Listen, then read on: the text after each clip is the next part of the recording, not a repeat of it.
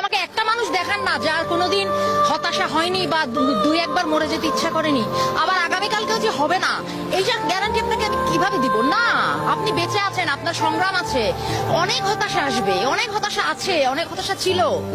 এই গত সপ্তাহ প্রচুর কান্নাকাটি করে আসছি, এটা জীবনের অংশ। দুঃখ দুঃখ লজ্জার ব্যাপার না, দুঃখ জীবনের অংশ। আপনি দুঃখকে সঙ্গে নিয়ে তারপরে বাঁচতে শিখেন। আপনি দুঃখ নাই আমি খুব হেসে হেসে বেড়াচ্ছি, এটা একটা ভণ্ডামি ভাই, এটা হয় না, এটা সত্য না, এটা একটা দেখানো ব্যাপার, এটা না।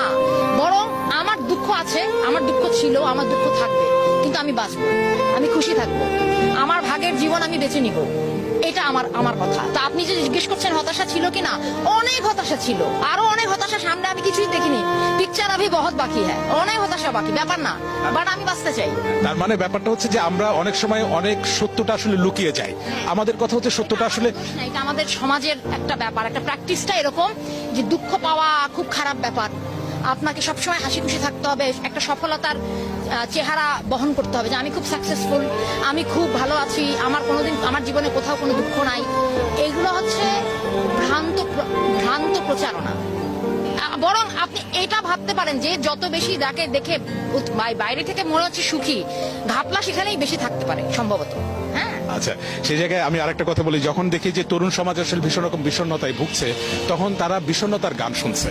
হ্যাঁ, যখন আমি খুবই দুঃখী তখন আমি দুঃখের গান শুনছি, হ্যাঁ, যখন আমি সুখী তখন আমি সুখের গান শুনছি। তো এই যে গানের সাথে জীবনের সম্পর্ক, গানের সাথে মনের সম্পর্ক, গানের সাথে হতাশাকে কাটিয়ে ওঠার সম্পর্ক কতটা অতপ্রতভাবে আসলে জড়িয়ে আছে? না, ভীষণ ভাবে জড়িত। কিন্তু আমি এটা আপনাকে বলবো না যে আপনি দুঃখের গান শুনবেন না, কেননা দুঃখ জীবনের অংশ। আপনি দুঃখের গান শুনবেন, রাগের গান শুনবেন, আপনার হিংসা হলে আপনি হিংসার গান শুনবেন, কোনো কিছুকে অস্বীকার করার দরকার নাই। কিন্তু মনে রাখতে হবে যে কোনো একটাই আসলে পূর্ণ জীবন না।